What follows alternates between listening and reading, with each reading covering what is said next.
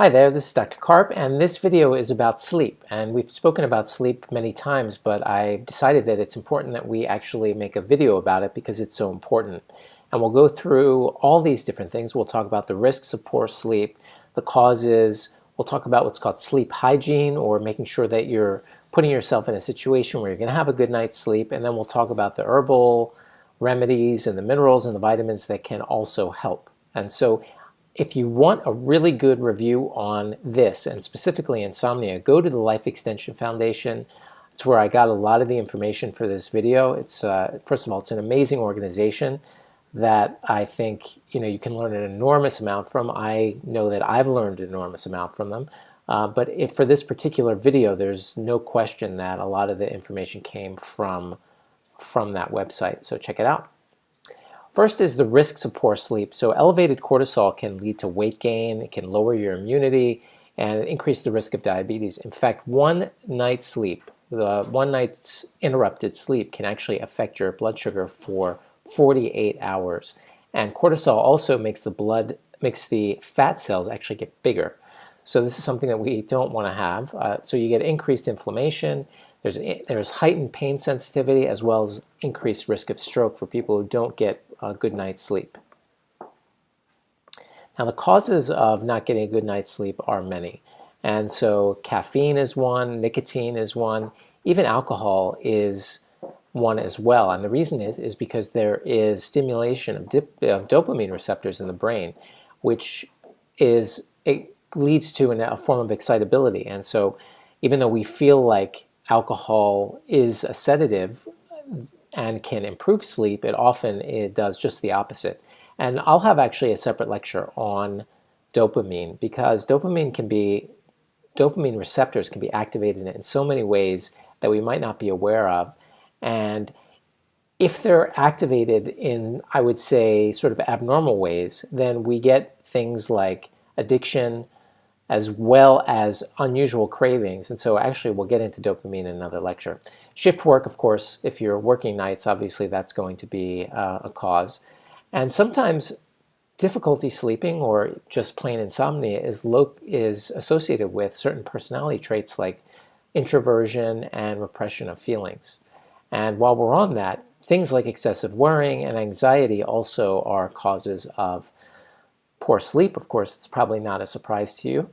And then medications such as decongestants, MOA inhibitors, SSRIs, steroids, chemotherapy, calcium channel blockers, beta agonists, the alpha-lin, all of these can also cause you to have interrupted sleep. And if you're on one of these medications, definitely talk to your doctor about that if it's affecting your sleep. Next is the concept of sleep hygiene. And sleep hygiene is basically making sure you're putting yourself, your environment, your mental state, everything around you in a position for you to have a good night's sleep. So noise, temperature, light. When it comes to light, we want to avoid screens because they give off blue light. And the blue light from screens from just a couple hours before sleep can actually affect your sleep cycles. And so there are people out there now who are wearing like blue blocker sunglasses at nighttime to prevent the blue light even from certain types of light bulbs to get into their eyes, because it can affect their sleep. It also has other effects on your health as well, which maybe we'll get into in another lecture at some point in time in the future. But you definitely don't want to be looking at screens, TV screens, computer screens, cell phone screens, for at least a few hours before going to sleep. You want to minimize large meals before you go to sleep, avoid exercise right before you sleep, and there's only two activities that you should be doing in bed. And one is sleep. I think you probably know what the other one is. Nothing else besides those two.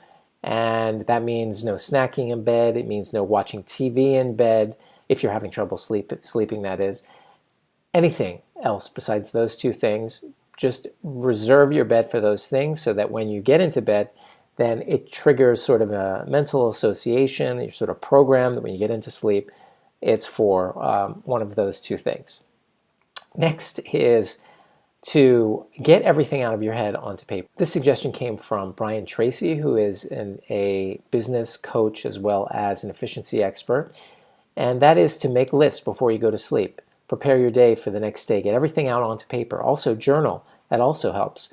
And think about it as handing everything over to the paper, or if you are into religion, then hand it over to God. In fact, as you're falling asleep, feel like you are giving all these problems over to God and get them out of your head. That's the most important thing, and getting them onto paper is super helpful. And then next is to develop some sort of sleep ritual. So an example would be to take a shower, and then to read a book, and then to enjoy some herbal tea, and then to show love to your loved ones. But make it a sequence of events. So make that sequence out, follow it every time you go to sleep, and this will program your body and your mind to get into that sleep-inducing state so that you can get to sleep and you can get the rest that you need, because we all know that we need rest. And if we're not getting rest, we're not able to make the decisions that we want to make. We're not able to recruit the energy that we need to do to get things done during the day, to improve our health, to do what we're here for. So make sure that you make sleep a priority and always be on a continual basis of improving your sleep. Next is the herbals, minerals, and vitamins that are helpful. Now, if you want more information on the doses here, you should go to the link that I put here at the bottom of this page. And you'll find all kinds of resources on the Life Extension website that will give you the proper dosing for all these different things. But you've certainly heard of melatonin, L-tryptophan, which is a precursor of melatonin. Of course, you've always heard that statement that, you know, when you eat a lot of turkey, you get sleepy because of tryptophan. Tryptophan is a precursor to melatonin, which can help. Magnesium, almost everyone is magnesium deficient. It is one of the supplements that I recommend everyone to take. And if we're dealing with the situation of having trouble getting to sleep, or you're trying to optimize your sleep, magnesium 3 and 8 is the one that you want to get. This allows the magnesium to penetrate the blood-brain barrier and to get into the brain. Zinc is also helpful, and the following herbs: valerian, chamomile, you can take as a tea, passion flower, lemon balm, lavender as oil aromatherapy, and bioactive milk peptides. But for more information, definitely go for those particular things to the Life Extension Foundation. The link is provided there. So that, my friends, is a short tutorial on how to improve your sleep, going through all the risks, causes, developing your sleep hygiene plan, and using natural herbals, minerals, and vitamins. I hope you enjoyed that. I have mentioned before, and I'll mention again, it is important for all of us to be continually optimizing and improving everything. So even if we feel like our nutrition is good, we should always be choosing higher quality ingredients, always moving in a positive direction. And the same thing goes with sleep, which is something that we often ignore, but it's important that we look at sleep from an objective perspective, and we can look at it from all those things that we've talked about. From a physical perspective, you know, we need it for our bodies to completely be rested. From an emotional perspective, when we are stressed and when we're not getting enough sleep, we're not able to handle emotional crises the way we normally would. We just aren't capable of doing it. And so sleep is very important for our emotional stability. Next is intellectually. Intellectually, our brains are able to think much clearer when we're sleeping. It's a common sense. And then spiritually speaking, we have to realize that this regeneration of our body and our mind that happens when we sleep is important for our spiritual growth, because it allows us to be able to connect in a way that is easier because we are not stressed. So we can look at sleep from all these different perspectives. So this was Improving Sleep. I hope you enjoyed the video, and I look forward to seeing you on our next video.